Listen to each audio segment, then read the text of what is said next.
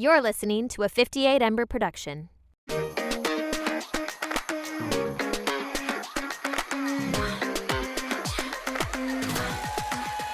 Hello, everyone. Welcome back to the Completely Fucking Clueless podcast. My name is Sarah Alice Liddy. And my name is Audrey TT, and we both use she, her pronouns.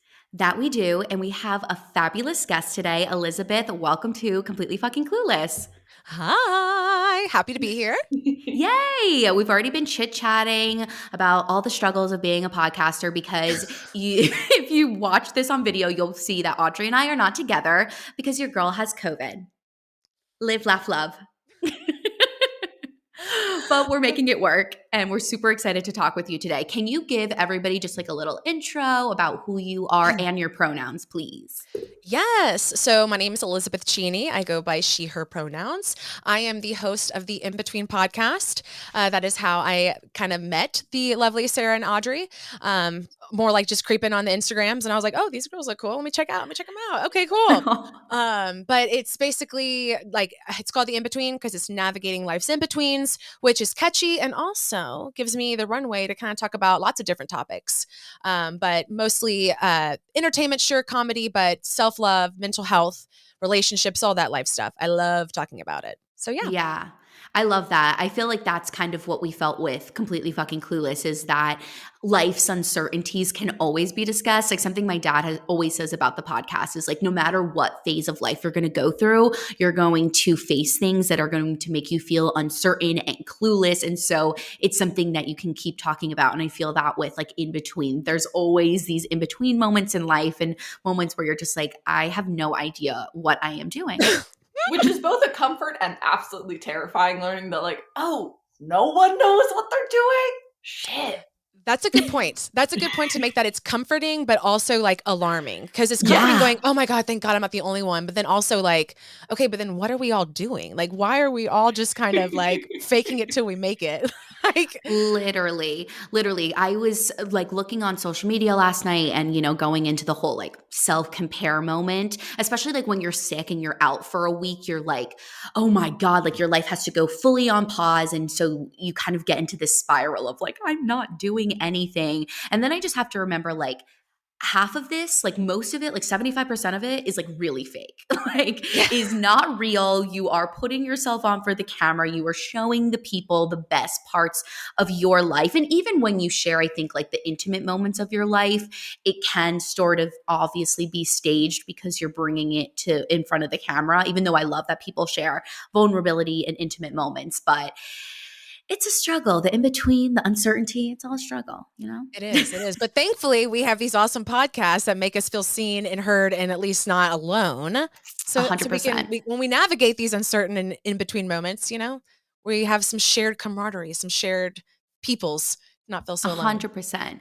So let's take it back because I feel like thinking about like the 20s decade, I don't know what your impressions of 20s were when you were entering your 20s, but I think, you know, once you reach like the 24, 25 area, you realize like, oh my God, this decade is like a beast and it's going to be full of like uncertainty.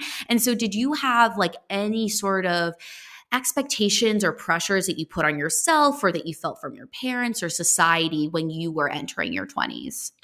Absolutely. So full disclosure, I'm 32, so I'm not that much older than what the age range we're talking about. But let me tell you, the life experience that's been gained is, you know, crazy. So going into my 20s, I don't want to say I had like very strict expectations, but I kind of had this idea that I was going to be grown, I was going to be making money, like growing up.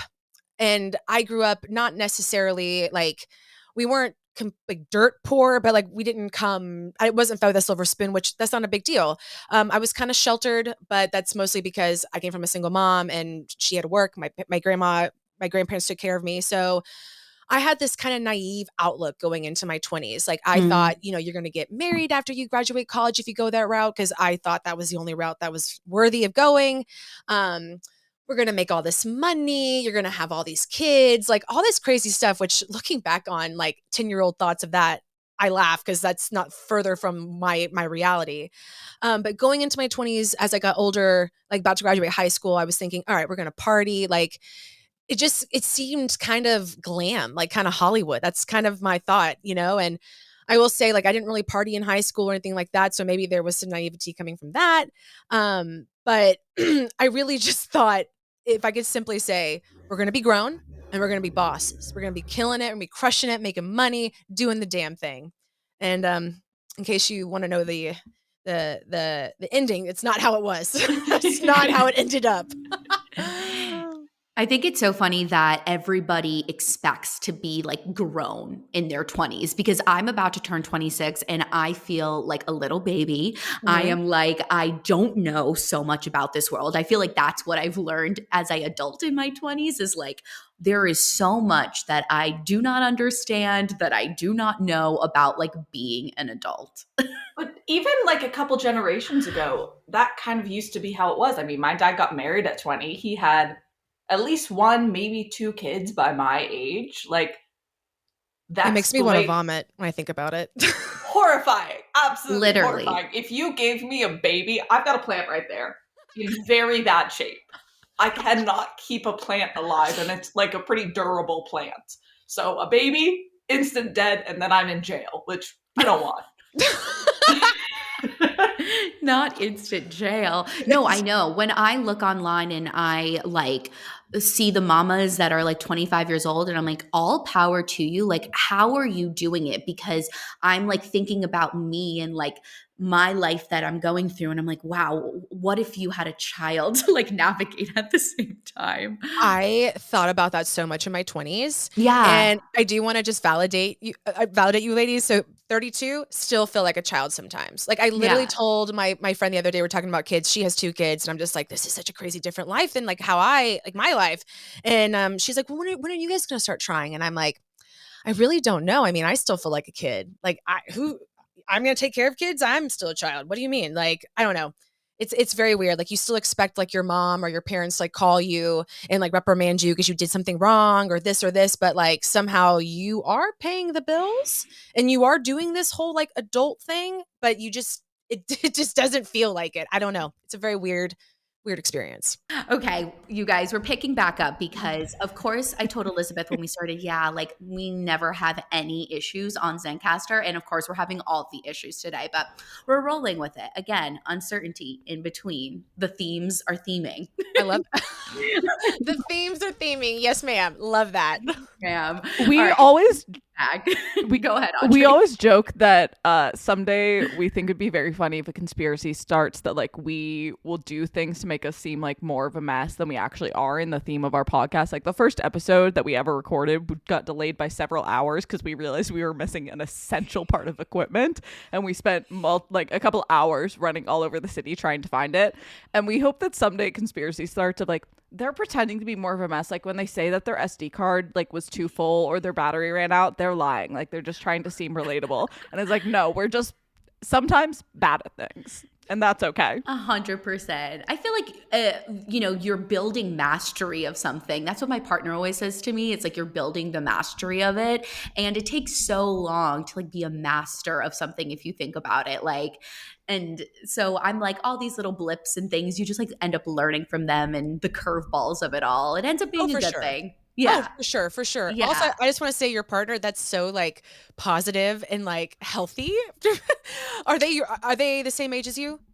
Yeah, well, actually, they're actually almost like 6 months to the day older than me. But my partner Olivia is like in psychology, wants to get their PhD, and we've both been in therapy for a very long time since we were like young kids.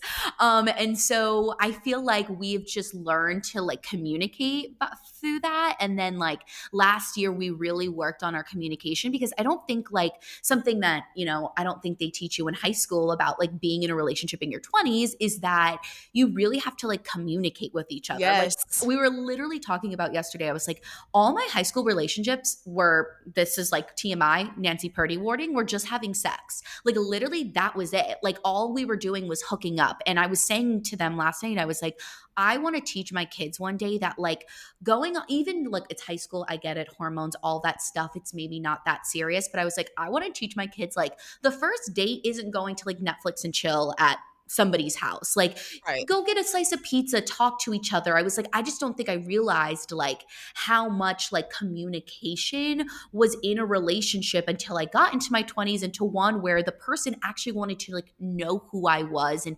valued who I was and like wanted to be a part of my life more than just like hooking up. That's beautiful, and that is wise. Like Thank you. and I mean that. Like that is so healthy and so beautiful, and I am really happy that you have that and that y'all have Oh, that because thanks. that's so true. Like communication connection is more important even sometimes than the physical.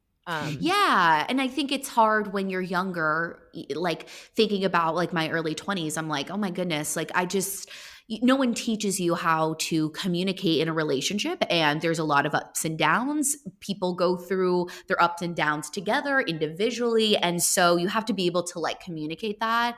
And as somebody that like really is afraid of telling people how she feels, like I quickly had to learn that like my partner can't read my mind. And luckily, my partner is a safe space.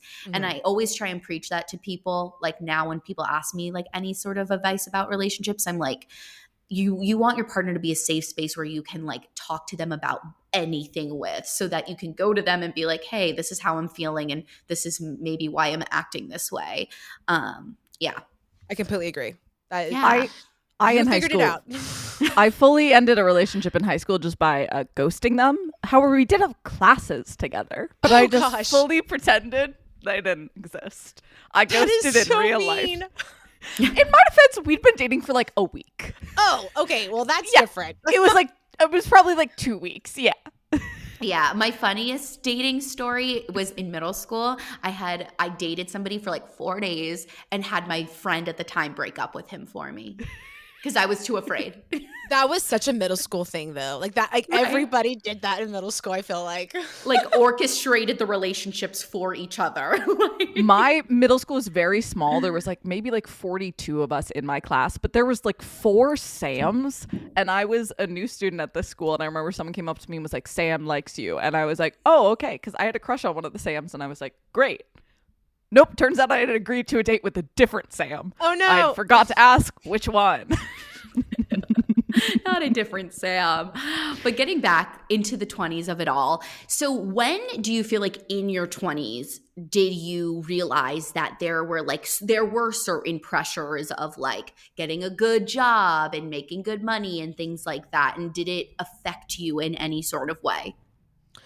Yes. So I want to answer this question by saying, first off, the pressures that we're talking about now, having experienced it and done all the self work, and I know we'll get more into all this, they are self pressures. There really is not any pressure. Maybe you could chop up to society, but truthfully, there is no pressure in your 20s. It is all that you put on yourself. And that's what I think the 20s is about, is like figuring that out. Yeah. So knowing that, the pressures that I was putting on myself with like finding a job, I wrote this down as like a invisible checklist. And it kind of goes back from like when I was younger, thinking, okay, we're going to go to college and you're probably going to get married. You're going to, get a job. You're going to have kids, all of this. So experiencing my 20s, once I graduated college, and that was like a whole culture shock to me as well. Like going to college and having all this freedom and free time. And like I was in like high school, I had theater, I had so many clubs and organizations and things I was doing. So now all of a sudden I just twiddled my thumbs. I'm like, what do I do? Right. So there's that. Going into your 20s, I felt so clueless. Like I felt so like, what am I doing? So feeling clueless, I compared myself to everyone, because if I felt clueless, well then I got to gauge. I need something to give me an idea of where to start, where to go, whatever. So you start comparing. Now, granted, yes, growing up, you're going to be able to notice certain differences maybe in families and like your peers in your elementary, middle, high school, but I don't feel like those really became apparent until I got to college and when I graduated. Because even though this family maybe have more money than your family, vice versa, growing up, you're still going to the same schools, you're going to the same classes, it's the same schedule, whatever, right?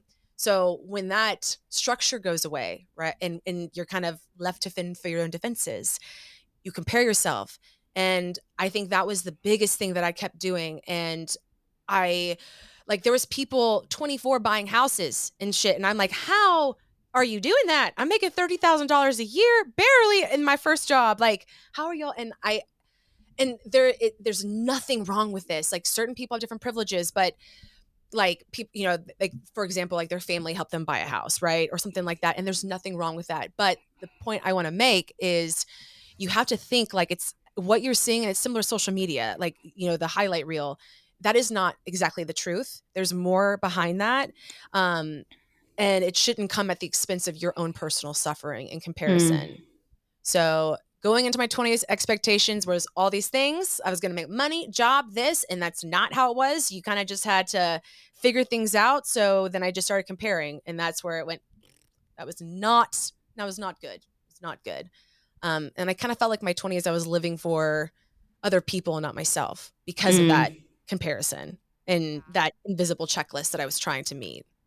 Yeah, 100%. I've never even thought about that comparison in the way that like you really don't know what's going on behind the curtain of somebody else's life. And everybody has different circumstances and situations. And, that is such an interesting point to make. And it's sort of like you said, the social media highlight reel, like you really are being shown the best parts of people's lives. And why are you always going to compare yourself to like somebody's best? Like think about like your life. Like sure, there's days and weeks that are great, but like everybody has their, down points and their challenges that they go through.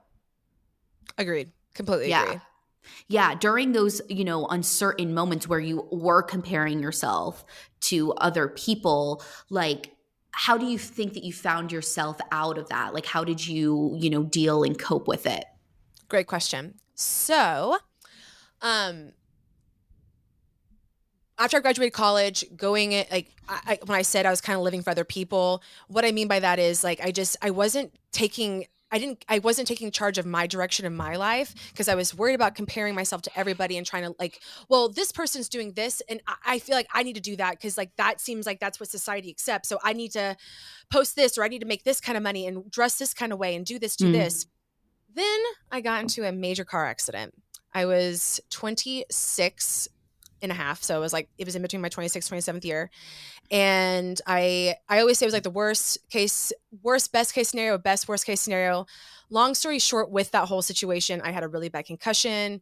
I got PTSD. I had some situations, some things going on. I was already in therapy, but that whole situation essentially took me out for my late 20s. Like when I think about the years after that, it was a blip. Like it's hard to remember.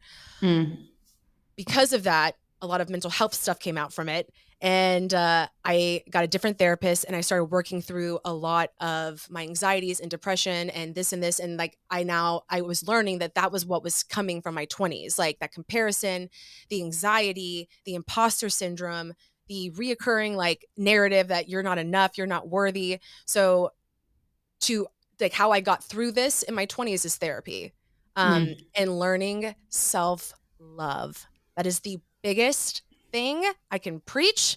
Like if I would have learned and prioritized loving myself fully, completely, 20s would have been totally different. But hey, that's okay. You learn and you grow. But because self-love gives you it's self-confidence as well. Self-love is going to give you the reassurance to ask for help if you need it. Self-love is going to nurture that inner narrative when you feel less than comparing yourself to other people. It's going to say, hey, but that's okay, baby. Like you stay in your lane. Like they're doing their thing, you stay in your thing. So that like I wish I had a better answer to say, oh, I had that aha moment in the middle of my 20s. No. I had to have a major accident. But hear me. That to me is how you don't compare, how you not compare yourself to other people. And that's easier said than done. And like, it's like imposter syndrome. Like we were talking about this before we started recording, like that's still something we struggle with and we're freaking podcasters crushing it. Right. So it's always a work in progress, but loving yourself gives you also self-awareness. And also like self-awareness to everyone's situation, like other people's situations and what's going on, but also self-awareness in like literally, why am I going to suffer? Like, why am I going to talk poorly to myself? Why am I going to beat myself up because somebody else who's doing something completely different is doing this? And I'm now taking an insecurity that I'm not good enough because somebody else is living a completely different life and crushing it. It's just very weird. So that is how I got after the fact through some of these setbacks. And setbacks mean like mental challenges, mental like hurdles, if you will, in my 20s, is learning to love myself completely, fully, always. What were things you did to develop that self-love? So therapy is what really highlighted it. And I remember this was like right at the beginning of the pandemic. So I was like 29. Yeah, 29. Yeah, 29. And she would ask me questions because I was like, well, I gotta do this. And if I don't do this, and I'm never gonna launch this podcast, and then I'm gonna be a failure, and then I'm just a loser, and I wasted all this time kind of thing. Because this is before I'd launched the pod. And she was like, well, have you ever asked yourself why you feel the pressure for all this? And it was the first time anyone had made me like just stop to think, well, I guess you're right. No one's telling me this pressure but myself. And at the time I was really depressed and I wasn't like taking care of myself. Like I wasn't showering. I wasn't brushing my teeth. Like I barely was using the bathroom. Like depression's a whole thing. And she was like, you're so worried about all this stuff and you're not even taking care of yourself. First of all, how is Elizabeth going to do all these things if she doesn't love herself enough now to take care of herself? You're not going to make it there. And so it was like I had to kind of go back to the very bare minimum. Like, I mean, literally I had to like build myself up to wash my face, which part of me does kind of cringe, like in an embarrassed way, but like, I'm also like very proud because I feel like that's not a humbling moment. That's not what I mean, but just that takes a lot of, okay, I am not a loser, but I need help washing my face. Like that's I don't know. It's just a weird mental nugget. It's a weird cognitive difference when you're not feeling that way. It is really hard to conceptualize and like that. Yeah, brushing teeth can be really hard. Yeah, just no, the bare 100%. essentials. Yeah, it's crazy. So once I started prioritizing these little things about legitimately taking care of myself, I don't even mean self-care. I mean like wash your hair, brush your teeth, eat, change your clothes, go to bed at a decent hour. I started realizing, the world's not ending while I'm focusing on these things, not all these other big things that my head thinks I need to focus on, like the podcast, getting a new job, all these other different little silly things. And so by prioritizing my well-being and my taking care of myself and then realizing, the world didn't end, it started to change this mindset of like, okay, maybe I don't have to do everything all at once. And so then that narrative kind of changed. And basically it was just a breakdown of my inner narrative and how I talk to myself. I wish we could go 0 to 100, like, I suck. I love myself and I'm great now. I wish it could be like that, but maybe some people can do that. And for that, I'm very amazed and I'd love to know your secrets.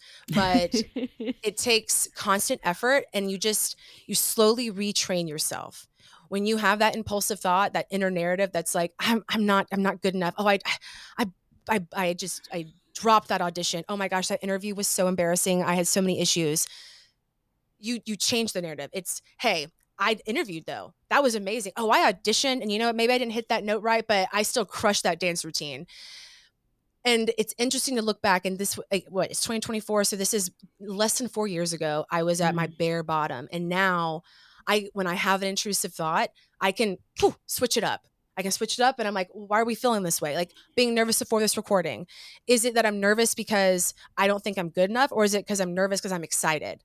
And it's like recognizing those little things. And all of that to me builds up to self-love, self-respect, and self-confidence. Because in the end, you could have a great partner, a great family, but it only matters if you've got you. Yeah. And that's the power of self-love, in my opinion. And so that was the lesson that I learned of my 20s, is that is the biggest thing to you need to worry about and you need to focus on, because self-love will also like make you go get the job, will make you go after the podcast, will make you go after the audition, the person, whatever, like make you shoot your shot. Like, I don't know.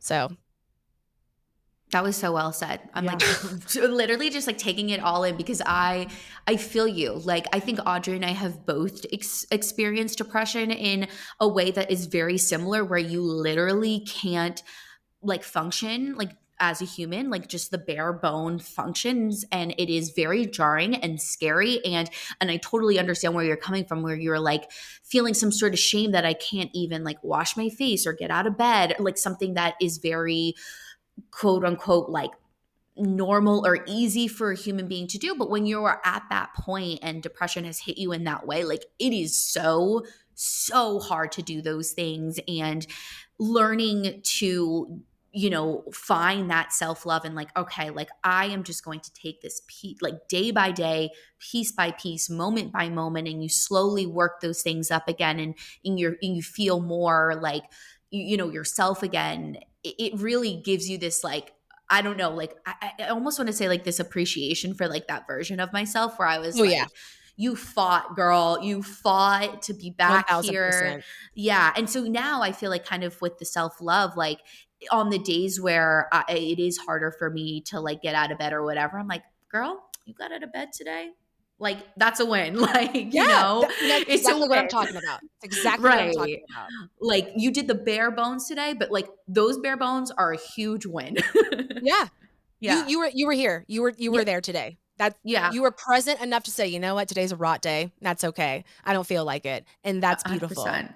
Yeah. Yep, It's I also agree. really lovely hearing from someone a few more years out. Like, so I'm probably a bit shy of a year out from doing the worst I've ever done in my life, doing really just absolute shit.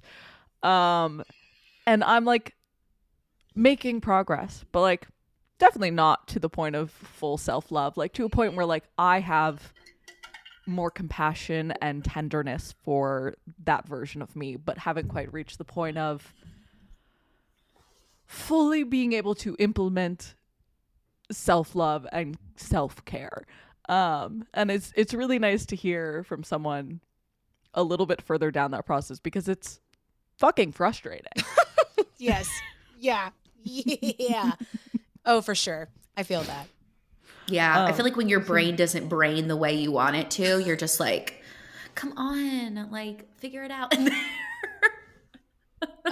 Yeah, and or you just get crippling anxiety and you overthink situations and there's really nothing that happened. You just created a whole mountain out of not even a molehill. Like you yeah, I it's so it still happens to me, just FYI, even though like I do have a really good grip on it.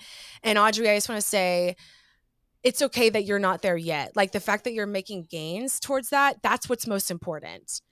Because to me, like the end goal is no shame, no personal shame. That doesn't mean don't hold yourself accountable. Like I'm not saying, okay, you know what, go be an asshole, go be a jerkbag, like go be a bad person. No. But it just mean like no personal shame. Like life and society and shit's hard enough, right? Why are we making it harder on ourselves by like an additional internal suffering, like internal memo, we suck today. No, that's not great. So the fact that like you can respect and appreciate and still love that tender version of you, and you can see like I'm on the path, I'm not quite there yet. Like I'm still not confident that if I'm spiraling, I can myself get me out. But I bet if you have a moment where you're spiraling, maybe have an anxiety attack or something, even if you can't do it, maybe you're going to go scroll. You're going to go do something that brings you some sense of joy, some sense of happiness, because you just gravitate towards that. Because I feel like when you're on that path of like finding your self-love and loving yourself and this and this and that, like you don't realize it, but you are starting to do things that feed that healthy narrative, that healthy mindset, that healthy relationship with yourself. So give yourself like a pat on the back, so to speak, that even if like you don't feel like you're quite there yet, like you're well on that way. Because to me, self-awareness is the first thing. Like being aware of your situation wherever you're at, that's the most important thing. And like going back to the depression thing, that's where I had to go. Like, all right, well, this is where I'm at right now. I can't brush my teeth. So where do we go from there? And accepting that instead of beating myself up, then boom, I started to project in an upward trend, which sounded really buzzwordy and businessy, and I want to throw up at that, but you know what I'm saying. I literally, the thing that got me to finally start like maybe being less mean to myself was I just finally reached a point where it's like, okay, well, I've tried being really mean for about 24 years. That's not worked. So I guess let's try this other thing. Exactly. and we all were laughing at how silly it sounds, but like, since we've all had this moment, it works though. Like it works. I don't know. Anytime that I'm like really because I said like I still this happens to me, but I had a vision board party a couple weeks ago and it wiped me out. Like talk about like I thought I was extroverted and maybe I still am, but hit a wall. Crippling anxiety the next day. Like could not move. I had no idea. Like I was just, and it was because I was depleted, right? I mean, God, I thought it was awful. I thought it was freaking awful. I was like, I had no friend. I don't know. It was bad, deep spiral. So it happens. And then finally, after about like halfway through the day in this horrible downward spiral, I had this moment like, wait a second. Why am I freaking out? Yesterday was amazing. Nothing happened. Oh my, this is just my anxiety. Nothing happened to create this other than I'm just wiped. And I just need to chill, watch TV, maybe take a nap and eat some food. So sometimes it happens and there's no reason. Sometimes there is a reason, but all that matters is I have the awareness to like at least recognize, okay, this is unfair. I can't change this right now in this moment. So I'm not going to try to do too many things because I'm not there. Mentally, I can't even like send an email. I'm just going to rot and that's okay. So self-awareness. Totally. I feel like learning like the self-awareness thing, like I think slowly I'm building more of it, especially as like I continue like taking therapy and just like adjusting to like being an adult. But I totally feel you when you kind of just realize like, oh wait, like I did show up and do that interview. That's like really fucking cool of me. And like I did it on a weekend when like technically like, you know, I quote unquote should be resting or like whatever, or like, you know, or I showed up to org today and that's enough. It's really powerful when you like learn that like what you are doing is enough and like when you kind of like let it sink in and realize it. But it's definitely like a hard thing to learn. And so it's really cool hearing from you and like your years of learning all of this and like knowing that it gets better the more that you work on it, the more that you pay attention to it. It actually does, which I read so many books and they talked about that. I was like, no, it really does. And I want to say one thing real quick. My 20s was also learning that lesson of like, you know, just like what you just said. My 20s was kind of like figuring that out, even though I didn't realize at the time that's what I was figuring out, if that makes sense. So, yeah. And one other thing that you talked about therapy.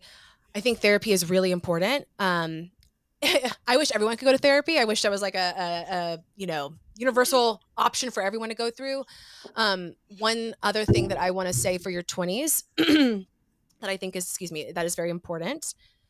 Just because I've seen what it does firsthand to some people. But if you have any kind of trauma, whether that's childhood trauma, and it's really like unfortunate, like some horrible things that happen to people, and understand that trauma doesn't just mean like you were beaten or something like that. Like it could be verbal, it could be mental, emotional, like you don't understand. But if you have some kind of trauma and you ignore it and you keep thinking like, I can get through it myself, or I can do this, I can do that, it will show up in your life, every facet. And I don't want to go too off topic with like mental health and this kind of thing. Maybe that's another episode for another day. But I have a really good friend who had some serious PTSD as a child, and she ignored it all through her 20s, and she's still kind of ignoring it because there's shame attached to it. That breaks your heart, right? But afraid to face it because of the trauma, because the trauma will stay in your body. Like there's like books on it or research. Her relationships are hurting. Her regulation skills have gotten worse. Like, you know, she can't self-regulate. There's like, you've lost jobs. Like your life kind of comes apart in a way. So therapy and prioritizing that personal piece is super important. And the sooner you start that is the better. So this is just a little PSA to anybody listening in your 20s. If you feel like shit is just not going your way and you got some stuff from your childhood or whatever, it's okay. You are not less than, and you do not need to feel shame, but it's okay to talk to somebody because they're going to help you realize that. and then help you cope with it. And then you're going to realize all these little things that you've judged yourself for are actually, come to find out, results of trauma. Believe it. Like, yeah, not trauma related, but I've learned a lot about my ADHD in the past like 2 years. And I'm like, oh, that's an ADHD thing. That's not just like because I suck. Oh, got it. Big thing that helps me, putting on sneakers when cleaning. For some reason, tricks my brain. Interesting. Don't know why. That's a No, hack. Audrey, it is. Audrey gave me that hack too. She was like, yeah, when I'm working, like I put shoes on in the house. And ever since, like I work from home and I will full have like shoes on. Okay, I'm trying that. I'm trying that this week. Yeah, it makes me feel like so much more like I'm having to show up to something and be there. Like it helps me so much. I don't know why, but no, Audrey, that was a really good hack. No, that's great. Like, you. Round of applause. A lot of something I've been learning throughout like my 20s is like figuring out how to work with my brain and my body and etc. instead of constantly trying to fight against it, because that is not going to work very well. It's not. No. No, 100%. No. So, and I didn't mean to like make this like super preachy for a second on mental health, but I just, when I was like thinking about like what is super important in your 20s, I kept, because I know other people too, maybe not as close as the person I was referencing, but where they didn't take care of their shit, so to speak. And I say shit with like love, but it will manifest. So it's okay to ask for help. And that also kind of sits back to this like self-love. Like, even though maybe you can't yourself get yourself out of that hole, you have self-love and self-respect enough to go get help to help get you out of that hole. Because like trauma literally changes your DNA. Yeah, it does. No, 100%. My mom is a therapist, and so it's nice. Yeah, yes, she is. And so I feel like I totally get that, because she encourages me to do the same thing. I've been in CBT and DBT therapy for a very long time, and I'm really trying to I've been with my therapist for a very long time, so I'm having trouble letting go. But I really would like to move forward into like more of like a psychodynamic approach. And for people who don't know, that's like more talking about your childhood and things that could, have affected you as an adult, that leave you affected as an adult. And she's very pro that, discussing like your childhood, your relationship with your parents, how that affected you, things that happened to you that were traumatic, because she agrees in that it will continue to live with you. You like can pass that forward if you have a family and things like that. But it is so Absolutely. intimidating and scary to face, especially, things that are very traumatic in your life. But I 100% agree with that statement. I love therapy. I'm a Me huge too. therapy girl. I'm like, go to Me too. therapy. Same. Like, everybody go to therapy. My therapist is about to go on maternity leave, and I'm so sad. You know what? On that note, I want to say something. So my therapist, like that I had when I first had my car accident, and I was just not okay. And I was not okay, and I didn't realize at the time, but like she wasn't the right therapist for my situation. She was going on maternity leave, and I was freaking out. I was like, oh my God, because I was so not okay. And I was on PTSD, a bunch of other shit. Car accidents, I'll do it to you. And I was just like freaking out. And she said, well, here is my recommendation, but you can also look on your own. And like, at this point, my fuse of like cognitive abilities was like microscopic because of my brain injury and things like that. Again, didn't realize at the time, but I've learned what it was. But anyway, so I want you to know, like, this was like huge for me. The person that I ended up seeing based on her recommendation ended up saving my life. So I just want you to know, I totally validate the stress and like, oh shit, my therapist is going, but you never know. You never know what may happen from this, like the person you transition to. And I remember like when I was talking to her, the first one, and she's like, well, you can come back to me when I get finished, but you may like her. And I'm thinking in my head, like, there's no way. She saved my life. She truly saved my life. Like, she got me through the depression, where I couldn't take care of myself. And I was at my personal lowest low. And so I just want to say that, like, I get it, totally get it, but you never know. I just hate doing the like dating around and having to like Well, hopefully re-explain they'll all of provide your trauma. notes. Hopefully she'll provide your notes to the new therapist if like they're recommending somebody for you. But if not, yeah, that is like, here's a cheat sheet. Here's a quick like Word doc. Literally. My Venn like diagram. siblings and family is so confusing that like for romantic partners, my sibling and I have had to draw out like family trees to explain it to people because it's convoluted and there's a lot of people. All right, make a Venn diagram, a family tree, and then send it to the person before you have your first sesh and say, here's your homework. I need you to review because I really like, I'm like right here in my journey. And so I can't start back over. I need you to get up with the speed. So you know what? Honestly, like that's kind of like their job. Like if they're, or she, he, whoever, if they are a good therapist, they will do that. So 100%. I agree with that. Because I get that. That's annoying. Like, okay, yeah, my favorite color is purple. I had this trauma when I was a child. Like, yeah. That is it for me. That is it for me. The one where they're like, yeah, so any severe traumas? And you're just like, sure. I had a physical Get out your recently. notebook. And you're like, right, which age? Do you Which guys age know do you the want? part in your like yearly physical where they're like, so are you depressed? And they ask it in the most casual way possible. And it's like, Yeah. does this help anyone? And then like, what do I say? Like, yes. And then what are you going to do? Like, I've so reached next the point where it's like, it's in my file that I'm on very high antidepressants. So it's like, yeah, I am. And let's move on. yeah, right. Like, all right, now let me like cough in a cup or something. I don't know. Like, Yeah. Literally. Take my blood. You want me to go pee in a cup? Yeah, I'm depressed. What to do? LOL. Kind of shifting to like the parts of your 20s that you feel like were the best. What do you reflect on and you're like, oh, this was such a great moment, or you should really do this in your 20s? So the things that I look fondly on are my friends, like my girlfriends. Like I had a very solid group of friends and we're still friends. And just even though like, because I know one of the questions that we had talked about was like regrets, and I'm like, I don't live my life with regrets. I try to like keep that, but like maybe it's lessons learned. I think that's a better way to like think about it. So things that I loved, my girlfriends, being free, wild, like taking opportunities and whatever. But remember, at the beginning of our recording, I was talking about how I kind of feel like I was living my life for others versus me. And even though it's not like I can't tell you individually other people, it's more like society, like social media, if you will. And so lessons learned, because I'm kind of like changing your question now.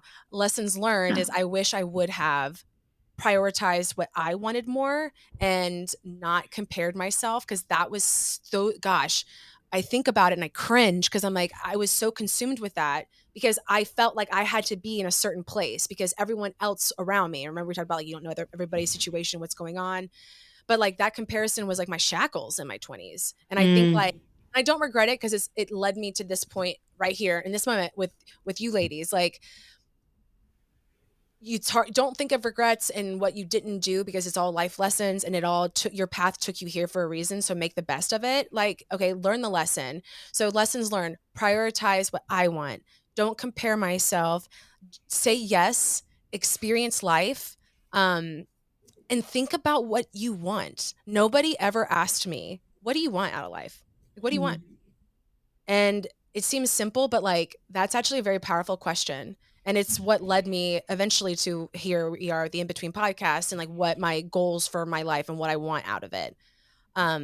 So I am grateful that I wasn't as consumed with finding a partner or this. I mean, I did have a partner, but we always had a really good balance of like living our lives separately and then also together. Like my identity was never his person, right?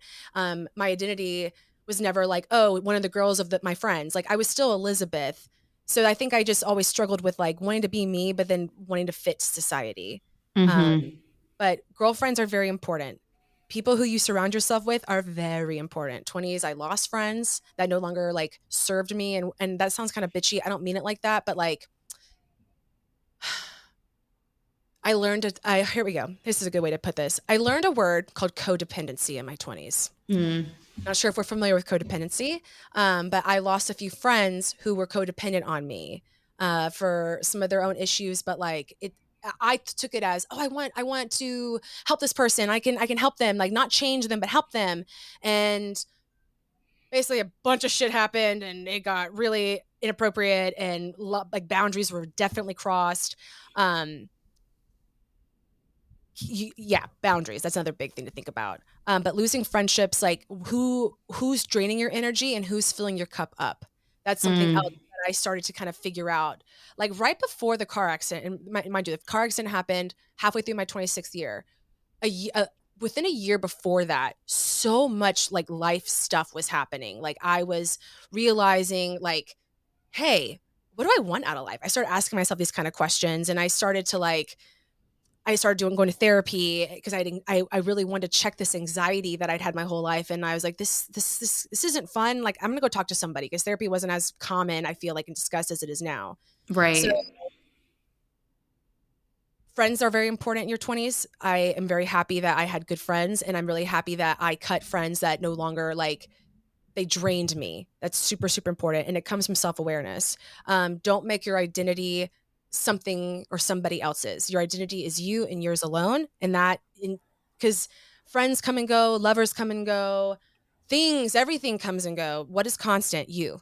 So you got to make sure you are good, and aligned with, like, your foundation is strong. So that's my answer to that. Which I know I'm kind of saying like what I wish I would have done more of. But yeah, that's the biggest, one of the biggest things that I'm proud of from my 20s, but also even though I learned the lesson kind of in my late 20s, if that makes sense. What are things you're excited about in your 30s? Ooh, so 20s to me was like figuring out who you are, figuring out like what matters, and prioritizing that. 30s, like, I'm loving it so far because I know who I am. I'm confident. I love myself. My favorite thing to say is, well, why not me? Like, who says I can't? Why can't I do this? Like, and granted, I say that I still get imposter syndrome here or there. It happens. But it's like I catch myself a lot sooner. I know more about life. Like, I feel like, so I was kind of sheltered when I graduated college. I was like, whoa, this is like a culture shock a little bit, like the real world, all of this. So I kind of now know the real world. Like, maybe I didn't learn all these things growing up, but now I have, through trial and error, I've learned, okay, I need to do it this way. Okay, I need to save this kind of money. Okay, this is what the fuck a 401k is, which, again, don't ask me what that is. I'm not going to tell you because I really don't. Finance, that's a whole other thing. But like being able to travel and it's just loving myself. And also what I'm most excited about is like breaking this like mentality or this mindset that your 30s is old. Like your 40s isn't even old to me. Like, I mean, 40s is probably going to be even better than my 30s. And it just, I don't know, like we're not old. Like, we are beautiful and amazing, and like we're old when we die. That's kind of like my mindset. But Yeah. but really though, like your 30s and 40s, you're not old. I don't know what we thought when we were 7 and 8 and we were like, man, 40, old as shit, over the hill, right? No, you're thriving. It's great. That is one nice thing about having a lot of older siblings is like my oldest sister is in her late 40s right now, and she's kind of going through a career change right now. But like, she is still fucking smoke show. Love it. Not to be weird, but she's hot as fuck. And like she's still very young, and I'm like, oh, okay, so life doesn't end after 29. No. And then like on these topics, think about like how we're talking, like smoke show, 40s, boom, boom, boom. So why the fuck do you think in your mid 20s, early 20s, whatever, that we got to have it all figured out? That we need to like, like it's just, because I still don't even have it figured out. I don't have a house yet. Yeah, sure, I got married, but like we're not trying to have kids anytime soon. Like, I'm good. Like, you are on nobody's timetable but your own. And that is the beauty of your 30s. If you do the work in your 20s and you don't ignore it and you prioritize your peace, right? Your 30s, you'll realize I can do whatever the fuck I want. I don't have to buy a house. I don't have to get married. I don't have to go do all this. Like if I just want to watch Netflix and watch all the TV shows and work a 9 to 5 and that's my peace in life, great, cool. You realize that in your 30s, like that's all that matters. So that's what I love about my 30s is the confidence, the self-love. And even though you have the imposter syndrome, it's like you don't really care anymore, if that makes sense. Like, I'm Yeah. like, shit, I'm being anxious. Okay, why am I being anxious? Because I'm self-doubting. All right, who's a boss bitch? Me. Okay, cool. Like it just, you get on the show a lot quicker. I love that. I feel like I agree that when I was younger, I thought my 30s were like so old. And now that I'm like creeping towards 26 and my partner's creeping towards 27, I'm like, that's like only like 3 or 4 years away. Like, I don't feel like that's old at all. Like, It's not. sure, you're not a teenager anymore. You're not like whatever. But I feel like you said, I feel like a lot of people talk about their 20s as their life really just beginning because in your 20s you kind of built this foundation where you got to like know yourself and have a stronger like base unit of who you are. Absolutely. And Yeah. it's so critical because critical like isn't important. Because again, like I've said this multiple times, like if you have no one but yourself, so you make that foundation strong, you're gonna feel the same way I do in your 30s, and with like not having met all the ticks or checklists that you want to, right? Like I'm trying to Sure. grow this podcast, I'm trying to grow my following. Half my friends are trying to have babies and babies plural and all this shit, and I'm over here like I'm gonna start a podcast and I'm gonna be a content creator and I'm gonna go on the internet and I'm gonna talk to peoples, like there's some imposter syndrome there when everyone in your network is just like, you're having kids, and I'm like, no, I barely ate lunch today because I forgot to eat. Like I, like totally different, but that's okay. Because in your 30s, you don't give a shit. In my 20s, that would have spiraled me. You know what I mean? Yeah. Like, so. No, 100%. I get that because I feel like with like Audrey and I when we were, just graduated, I think the spiraling your 20s is like, what job are you going to have? Like what's going to be your job? I feel like that is the spiral of the 20s is like the work career success. Even though like you just said, I'm like, why can't you find work career success in your 30s, in your 40s, in your 50s? You Like can. what, right? You like what's can. what's so like prominent of it having to be in your 20s? Nothing. It's just something we all told ourselves because of society, because of, social media, celebs, like this, I don't know. It's just nobody. We put it on ourselves.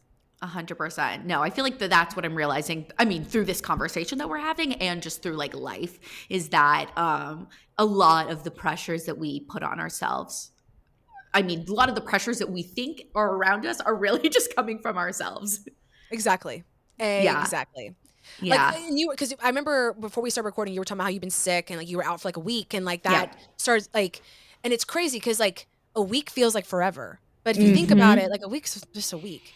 But right. it's like, it's really crazy, like how much pressure we put on ourselves. And if you actually think about it and you try to be a little self-aware, you will realize, oh my God, so much of this shit is just because of myself. Like I Literally. am making myself, like, yeah. I'm The making call myself is coming crazy. from inside the house. What'd you say? The call is coming from inside the house. Yep. Yes. Yes, exactly. 100%. All right. So our last question for you, we asked this of all of our guests. Can you tell us a recent time where you felt clueless?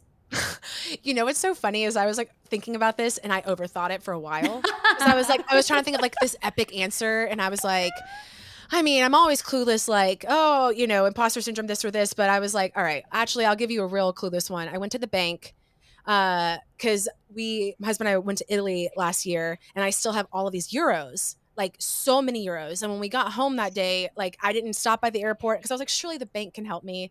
And I go and I was like, kind of like, not that I needed this cash, but I was like, okay, this would be great because it's gonna be a couple $100. Da, da, da. And they're like, oh, you can only do that at the airport. And I was like, oh, you guys just don't have like euros back there and you can't just give me like some US dollars. And they're like, no, like you can only go currency exchange at the airport. So if you're anybody who international travels or whatever, chances are your bank cannot help you. You got to go to the airport to get that handled.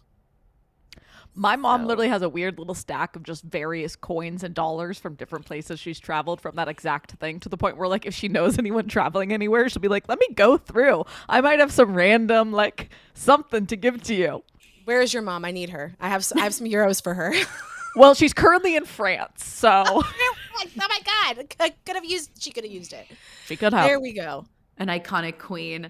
Thank you so much, Elizabeth, for talking with us today. This was such an amazing episode, and I can't wait for everybody to hear all this like self-love advice, because truly, like, I am walking forward into the rest of my day, and I feel like a week just like with knowing that to give myself grace. So thank you. And can you I love tell that.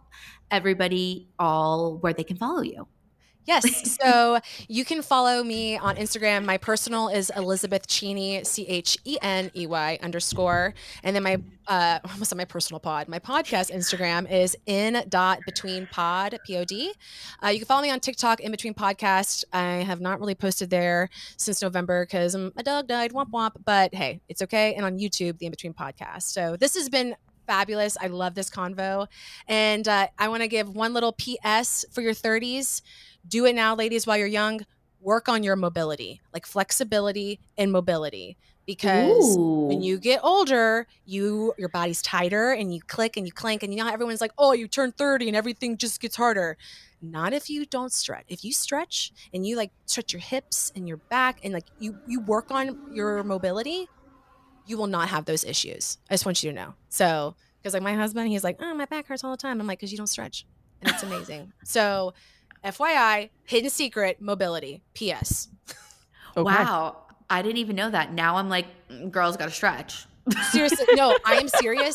If you have any kind of back or hip pain, chances are it's because your hips are too tight and you just need to stretch. Like, yeah. Car Mine's accident, actually from 2.5 years of PT. I learned that. There you go. my back issues are from the opposite issue. Things are too loose. Too loose. So you're a little bit of a rubber band and you need some restriction. Okay. Well, I'll think about that, Audrey. I'll come back to you. But everybody else, go stretch. Everyone go stretch. And while you're stretching, you can follow us on Instagram at Completely Fucking Clueless. And on love TikTok and YouTube at completely FCKING clueless. Thank you so much, Elizabeth. I was going to say goodbye, which is not the right word. Goodbye, everybody. Have a fabulous Tuesday. And don't forget to be motherfucking clueless. Ooh, kisses.